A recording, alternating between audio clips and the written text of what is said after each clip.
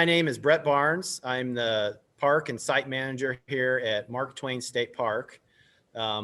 With Mark Twain State Park is also the Mark Twain Birthplace State Historic Site, which actually houses the cabin that Mark Twain was born in 1835.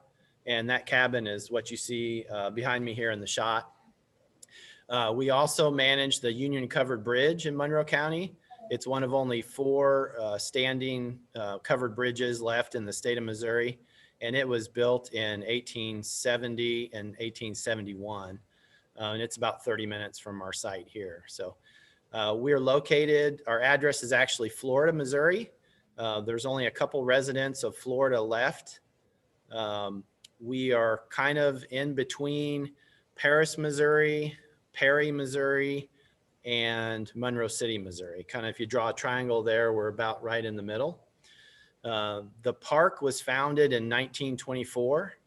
We are the third oldest park in the state of Missouri and the oldest park north of the Missouri River. A lot of people from this area that come visit, they see the Mark Twain Lake, which is operated by the Corps of Engineers.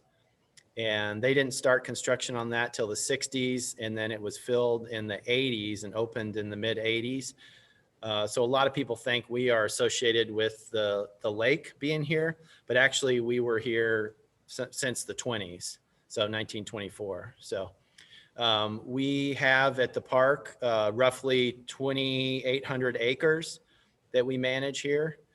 We have 8 full-time staff, and during normal summers, non-COVID years, we usually have up to 10 seasonal staff through the summer that help with mowing grass, cleaning restrooms, picking up trash, giving programs in the campground, and also helping us operate the museum here. And what do you have at the museum? So at the museum, let me go back a little bit in our history, kind of how we got here on the museum. So there was a young girl, Ruth Lamson. She came to this area, I want to say in the early 20s, and saw the area. And at that time, a gentleman, M.A. Violet, had purchased the cabin, this cabin here, and he purchased it and was giving tours to people that came to the area that wanted to see where Mark Twain was born and actually see the house he was born in. The lady, Lamson, she had the idea that it would be neat to have a park or some kind of memorial here. And her father was an editor of one of the newspapers.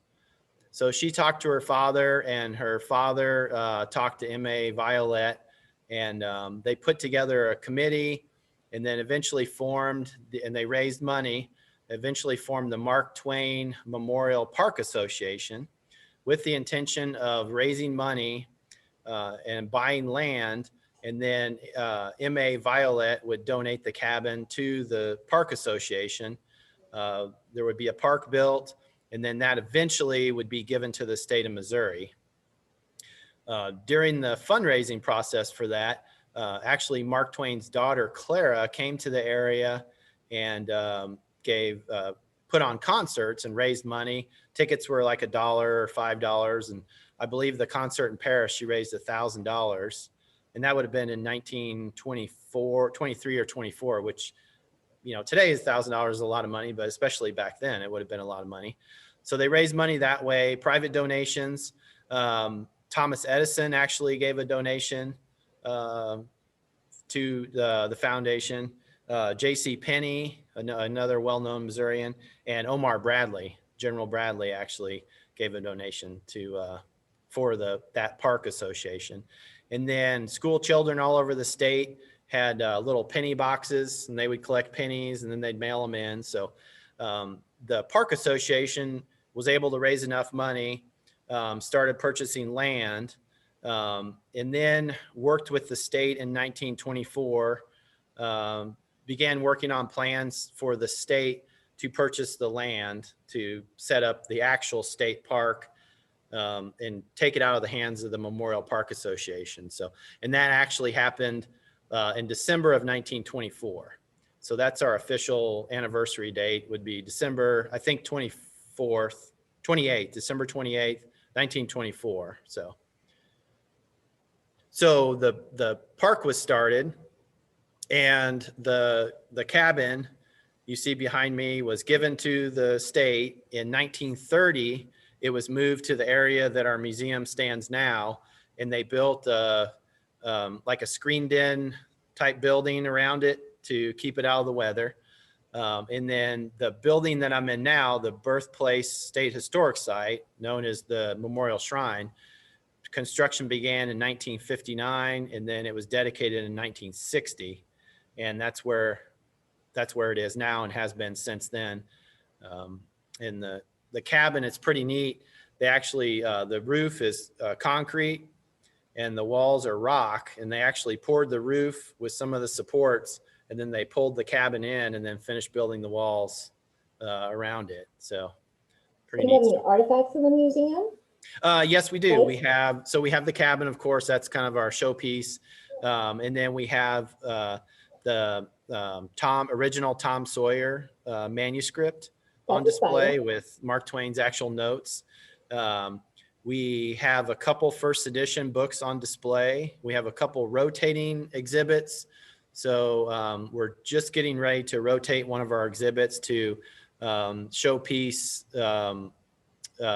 Roughing It, his book Roughing It. Mm-hmm. So we'll have a first edition Roughing It on display, and a big mural behind that, and some artifacts displayed with that. We have quite a bit of his furniture from later in life on display. Yeah, it's definitely worth the trip for somebody to come out here when we're open. Right. With COVID, it's been a crazy 2021, and then this year looks like we're going to have reduced hours as well. So on the state park, with, is there campgrounds? Are there cabins, RV hookups? What kind of setup? Yeah. Okay. So in our campground, we have 95 campsites. So we don't have any full hookup sites. We don't have any sites with water. We do have water available when you enter the campground, and then at spigots kind of throughout the campground. The two types of campsites we have are electric or basic. So the electric's either going to be a 30 amp site or a 50 amp site. And then the basic just means there's no electricity. You have a picnic table and a pole. So we have 95 campsites. And then we also have 6 camper cabins. The camper cabin sleeps 6, but that's 4 adults and 2 kids, because the area for the 2 kids is a little ladder that goes up, and it's like a carpeted sleeping loft. There's no water in those cabins, so you still have to use the shower house. But the cabins do have a little picnic table in there, and a refrigerator and a microwave. So trails and. Yep. So we have 6 miles of hiking trails.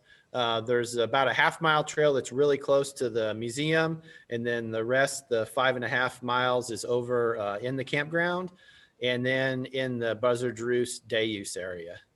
So if somebody wanted to come hiking, I would suggest starting in the Buzzard Roost day use area or in the campground. There are park maps and brochures at both of those locations to see where the trails go. And the trails are really, I brag on our park all the time, but they're really neat here, especially on the north side of the campground, because you're kind of going up and down the hills as you're overlooking the lake and walking through the woods. It's just really neat scenery. You're not just all stuck in the woods. So it's really neat to hike and see the lake. So is there any precautions that people should take, tick warnings? Is there any? Yeah. So usually, well, you hear of people getting ticks, randomly throughout the winter as well, but usually it's not that big of an issue in the winter time. But once it starts warming up, yeah, we suggest, if you can, wear long pants. If if you use bug spray, whatever type somebody wants to use bug spray.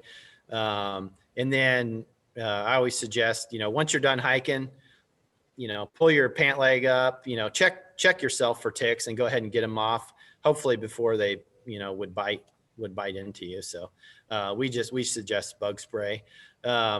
As far as other safety things, you know, if you're out hiking, of course, like you mentioned, ticks, we don't have snake sightings all the time, but you know, when you're out hiking, just be aware of what's around you. Make sure, you know, you're not going to trip over something, or if there's a stick laying on the ground, you know, hiking the trail, watch for that. So.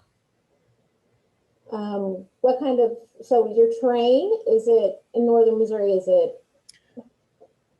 We're pretty hilly here, just because, so before the lake came in, and the Salt River still does feed into the lake. So it's pretty hilly. And when the park was founded, you used to be able to see the river kind of wind through the valley with some tall bluffs. And there's actually, the Buzzard Roost picnic area has a bluff there with some neat picturesque rocks that's where people used to go and look out and see the river and look out over the valley. So it's typical for what you'd see with a small river coming through in northern Missouri. Pretty hilly. And we do have a remnant prairie area on the north end of the park that's actually going through a restoration process right now. So, but most of our land is woods, oak, hickory, and then some of it is used to be private land and was farmed. So it's that prairie area in the north. We're trying to rehab that. So. So fishing, hunting, any? So hunting, you cannot. It's illegal to hunt on state park property. The only caveat to that is we do have managed hunts. So, and those are sanctioned by Missouri Department of Conservation. At our park here, this year will be the 4th year that we've done. We call it the Hero Hunt, where we have 15 veterans come and they use our group camp. So we feed them, we house them, we buy their tags for them, and we pretty much, it's an all-inclusive hunt weekend for the veterans. So it gives us, we give back to the veterans, and then also we're accomplishing part of our mission to keep our deer population down. So general hunting, no, unless it's one of those managed hunts. Fishing, you can fish. There's a couple small ponds throughout the park, but fishing from the banks of the park is fine. So we do have some boat ramps. We actually have 3 boat ramps. One of the boat ramps is in the campground, and that's for campers only. Then the other 2 boat ramps are 4-lane boat ramps, and one of them is off of Highway 107 and the other one's off of Route U. And they stay really busy in the summer. So what's your favorite thing about the park?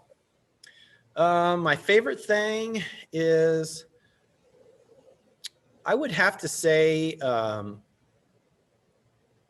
working in the museum and discovering the history and background of some of the artifacts that we have.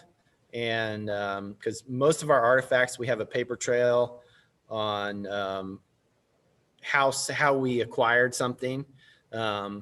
So to me, that is very interesting. Just for example, when I started here, I was in the archive room and I saw an archive box and it was labeled the Edison Tape.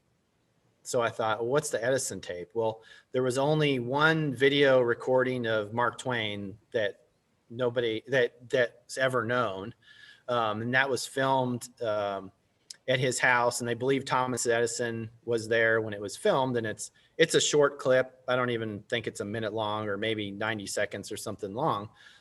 And in our archive room, we had a box, and it had a small, a reel, an old video, and it said Edison Tape. So I started thinking, it didn't say a copy of the Edison Tape or recording or, original, or, so I started researching that and talked to, I believe it was Hennepin County Library in Minneapolis. Then I spoke to the Smithsonian Institute. Then I spoke to University of California, Berkeley, and then ended up speaking to Henry Sweets at the museum in Hannibal, the Mark Twain Museum in Hannibal. and found out that what ours was an actual recording.